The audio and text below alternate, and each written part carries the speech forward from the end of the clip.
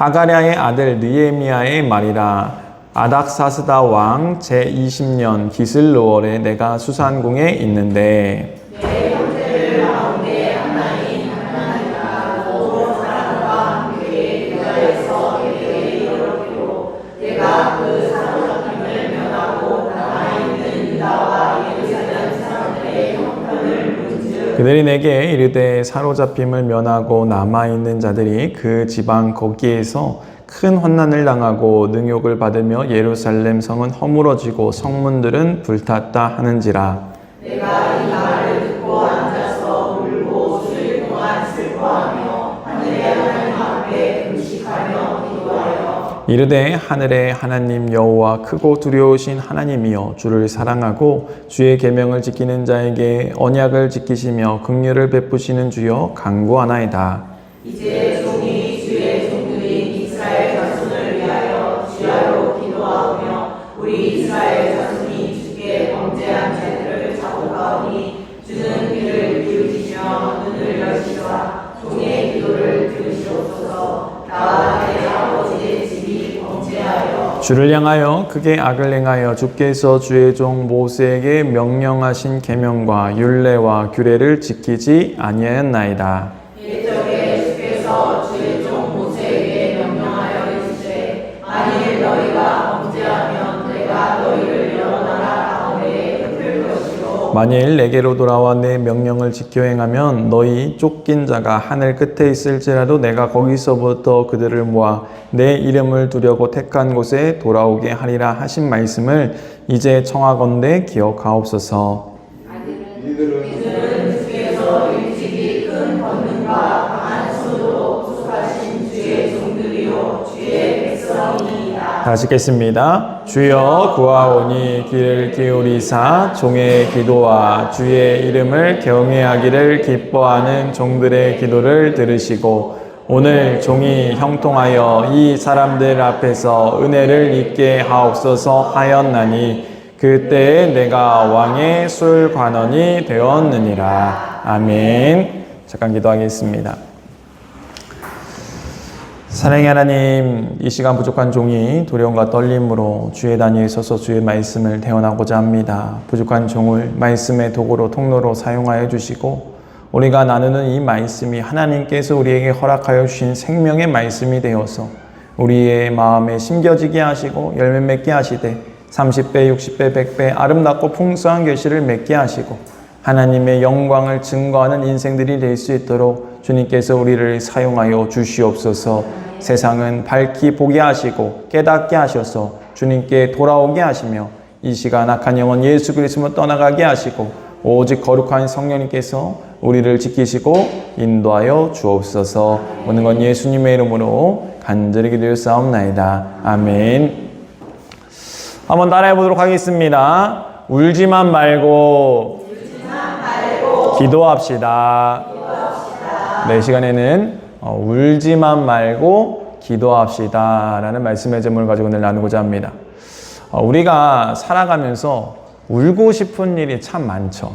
병원에서 예상치 못한 문제를 만났을 때 울고 싶고 세상이 내 뜻대로 되지 않음에 우리는 한탄하면서 울기도 하고 또 여러 가지 관계가 틀어지고 오해를 받고 그러한 인간관계 속에서 우리가 눈물을 흘리기도 한다라는 거예요.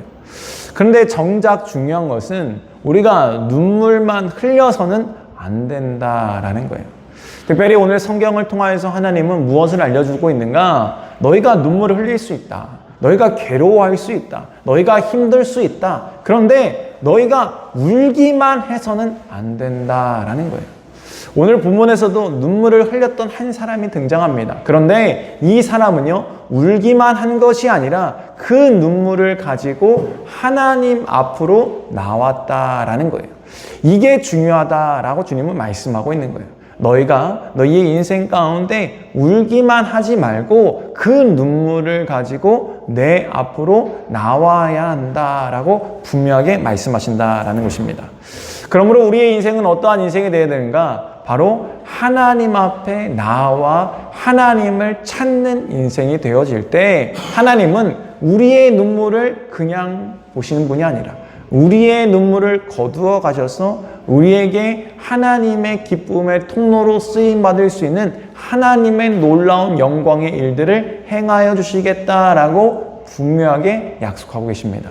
그러므로 오늘도 이 말씀을 통하여서 우리가 하나님 앞에 나아올 때 우리의 있는 모습 그대로 나의 눈물을 가지고 나와서 주님 앞에 토해낼 때, 하나님을 찾을 때 그 눈물이 변하여 기쁨이 되는 놀라운 복을 누리는 저와 여러분 되기를 주님의 이름으로 축원드립니다. 먼저 오늘 본문 말씀 1에서 3절까지 말씀 보도록 하겠습니다. 1에서 3절까지 말씀입니다. 다 같이 한 목소리로 합독하도록 하겠습니다. 하가랴의 아들 느헤미야의 말이라. 아닥사스다 왕 제20년 기슬르월에 내가 수산궁에 있는데 내 형제들 가운데 하나인 하나니가 두어 사람과 함께 유다에서 내게 이르렀기로 내가 그 사로잡힘을 면하고 남아있는 유다와 예루살렘 사람들의 형편을 물은즉 그들이 내게 이르되 사로잡힘을 면하고 남아있는 자들이 그 지방 거기에서 큰 환난을 당하고 능욕을 받으며 예루살렘 성은 허물어지고 성문들은 불탔다 하는지라. 아멘. 여기 본문을 보게 되면 느헤미야라는 인물이 등장하게 되어져요. 느헤미야는 누구였는가? 느헤미야는요, 바사 왕궁의 이 술 맡은 관원으로 있었던 자입니다. 그런데 이 술 맡은 관원이라는 것은 무엇인가? 이 당시에 왕이 친애하는, 총애하는 자가 술 맡은 관원이 될 수 있어요. 왜냐하면은 생명을 맡기는 일을 이 술 맡은 관원이 하고 있는 거예요. 그러니까 단지 술을 관리하는 일만을 하고 있는 게 아니라 왕과 친밀해야 되고 왕과 서로 교감이 있어서 서로 이야기할 수 있는 이러한 친밀한 사이가 술 맡은 관원이 되어진다라는 것이죠.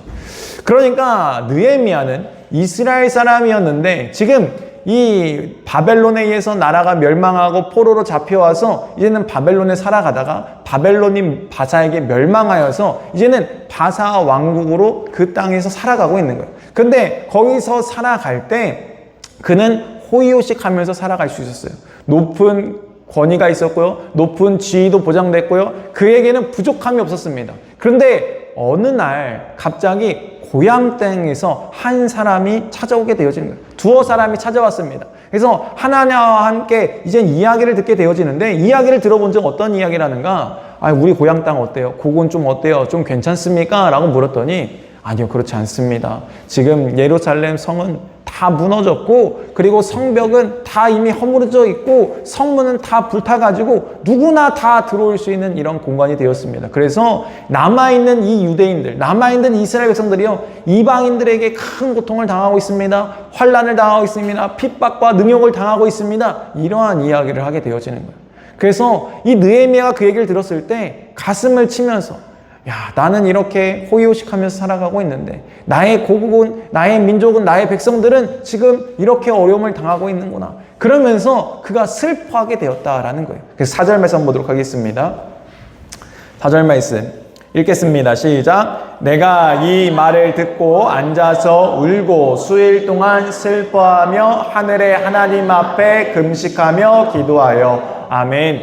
지금 느헤미야가 이 이야기를 듣고 어떻게 돼요? 울었다고요. 그냥 하루 이틀 운 게 아니라 수일 동안 눈물을 흘리면서 울었다는 거예요. 얼마나 원통했는지. 왜냐하면은 이스라엘이라는 곳 자체가요, 하나님의 상징성을 가지고 있는 거예요. 특히 예루살렘은요, 예루살렘 성이라는 건 하나님이 거하시는 집이라는 상징성을 가지고 있어요. 그런데 그 성벽이 무너지고 성문이 불타고 이방인들에게 능욕을 당한다는 것은, 하나님의 백성이 능욕을 당하고 있다는 건요, 하나님의 이름이 땅에 떨어졌다는 것과 같은 거예요. 그래서 느헤미야는 백성들만을 위해서 운 게 아니라 하나님을 위해서도 지금 울고 있는 거예요.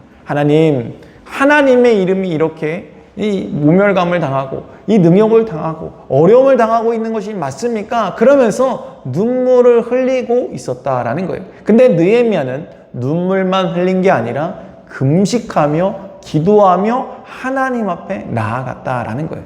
여러분, 그렇습니다. 오늘 말씀에서 가장 중요한 핵심이 여기에 있다라는 거예요.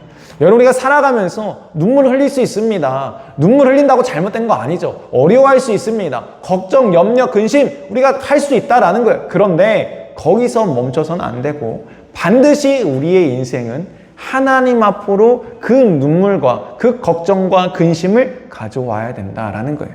기도라는 것은 무엇인가? 기도라는 것은 우리가 하나님 앞에 나아가는 행위다라는 거예요. 하나님은 오늘도 우리에게 불러주시는 거예요. 울지만 말고 네가 이제 내 앞에 나와야지. 너 어려워만 하지 말고 걱정만 하지 말고 염려만 하지 말고 내 앞에 나와야지.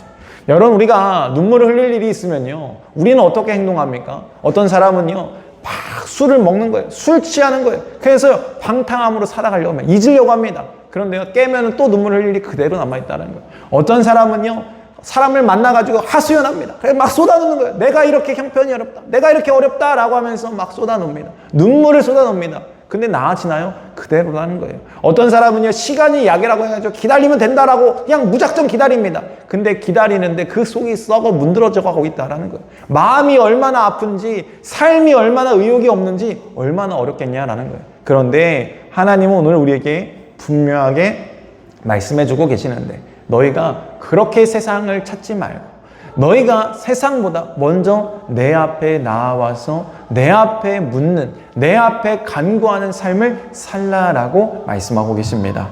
그래서 시편 말씀 한번 보도록 하겠습니다. 시편 56편 8절 말씀, 시편 56편 8절 말씀 읽겠습니다. 시작. 나의 유리함을 주께서 계수하셨사오니 나의 눈물을 주의 병에 담으소서. 이것이 주의 책에 기록되지 아니하였나이까. 아멘. 나의 눈물을 담아서 주님 앞에 가져가기를 원하는 다윗의 고백을 보시기 바랍니다.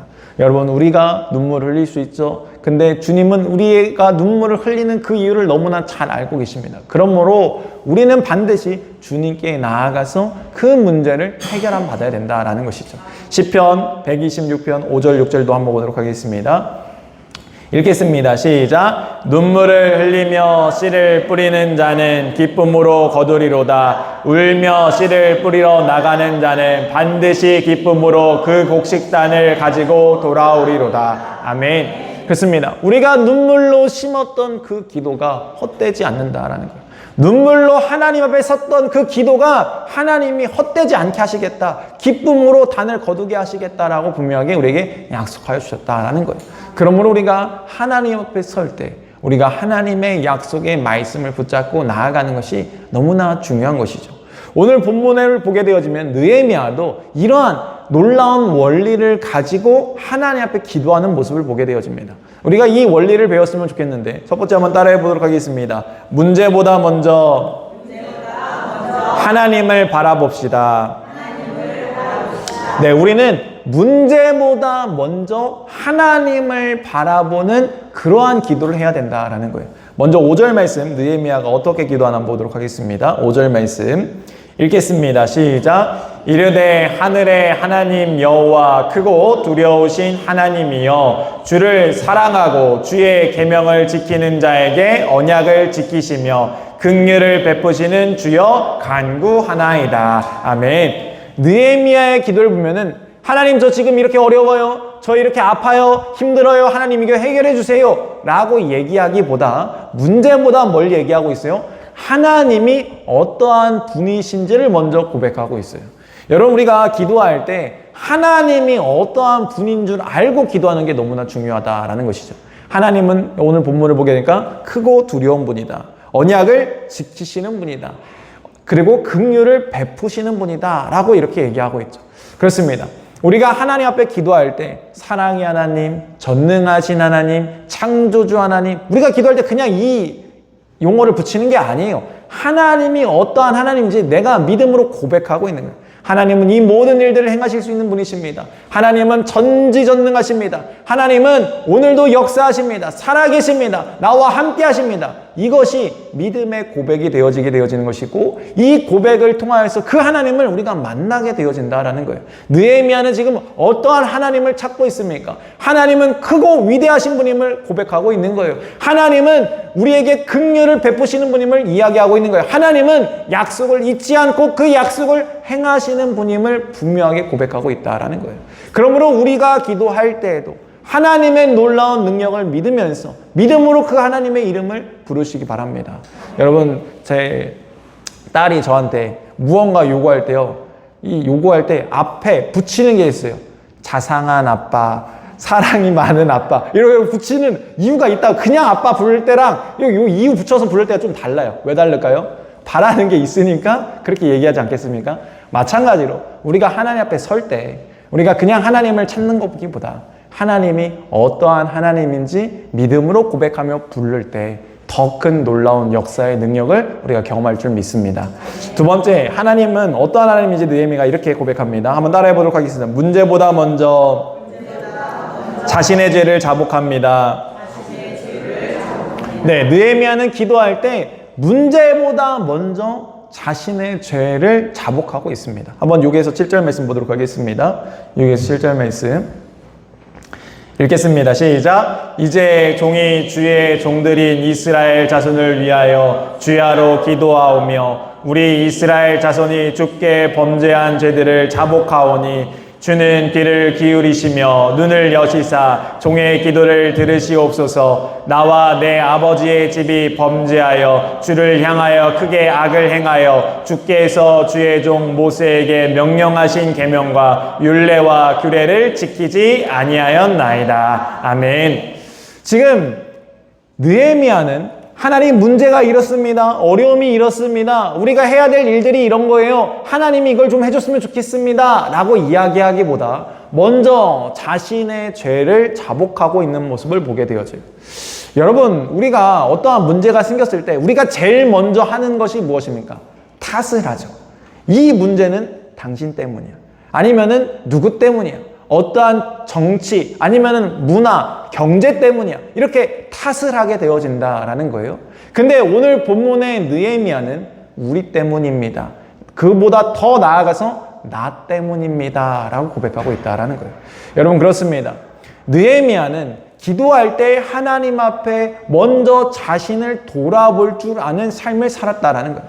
사실 궁극적으로 우리가 좀 따져보면은 지금 이스라엘이 왜 멸망하였는가? 하나님 앞에 범죄합니다. 그래서 하나님이 그들을 치시죠. 그래서 그들이 그 범죄함 때문에 치셔서 나라가 멸망당하고 그들은 포로로 바벨론에 끌려가게 되어집니다. 그런데 하나님께서 어떻게 하셨는가? 그 바벨론을 무너뜨리고 이스라엘 민족을 고향 땅으로 먼저 돌려보내셨어요. 그래서 1차 귀환이 있는 거예요. 그런데 이 1차, 2차, 3차 귀환이 있었는데 이 하나님은 어떻게 하시는가? 이 귀환을 그냥 허락하신 게 아니라 자복하고 회개할 때 허락하여 주셨다라는 거예요.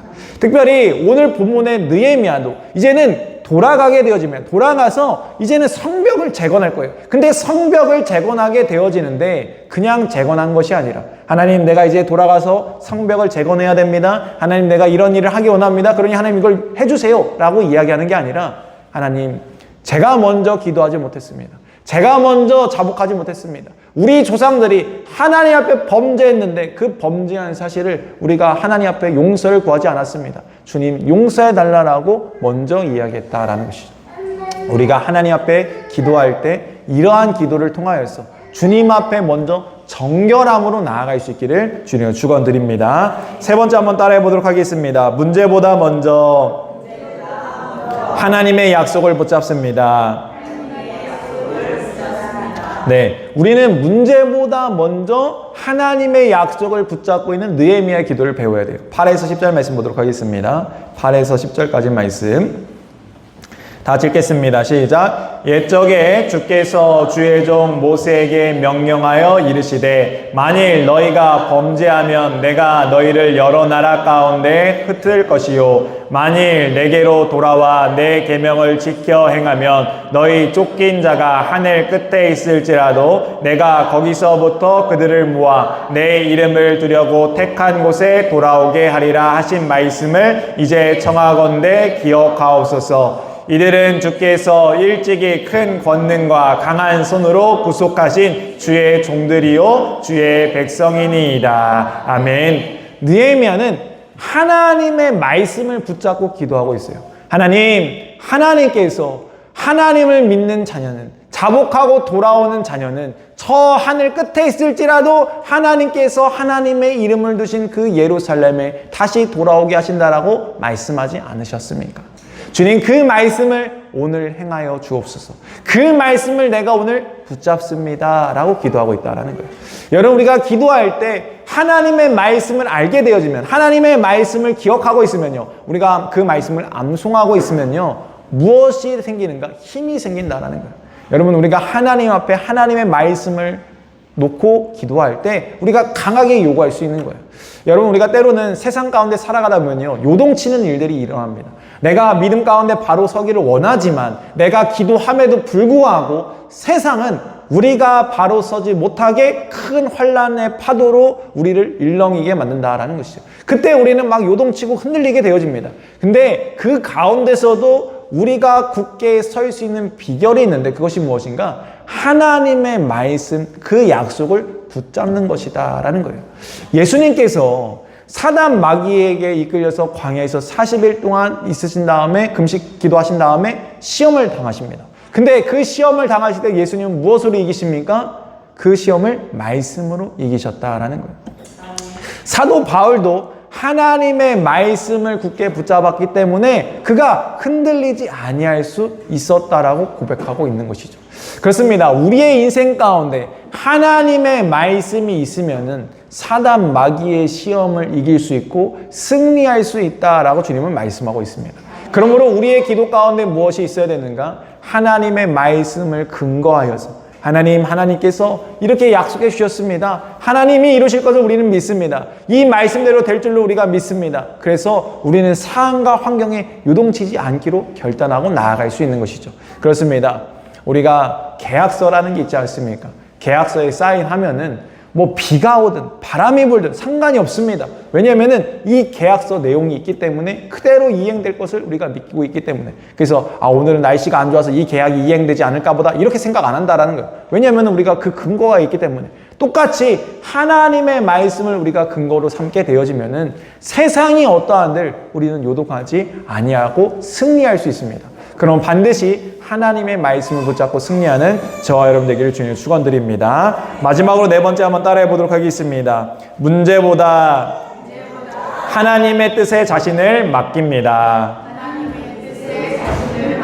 네, 우리는 문제보다 하나님의 뜻을 우리가 알고 그 뜻에 우리를 맡기는 삶의 기도를 드려야 된다라는 거예요. 11절 말씀 보도록 하겠습니다. 11절 말씀 읽겠습니다. 시작. 주여 구하오니 귀를 기울이사 종의 기도와 주의 이름을 경외하기를 기뻐하는 종들의 기도를 들으시고 오늘 종이 형통하여 이 사람들 앞에서 은혜를 입게 하옵소서 하였나니 그때 내가 왕의 술관원이 되었느니라. 아멘. 느헤미야는 끝까지 자신의 지금 소원을 이야기하지 않았어요.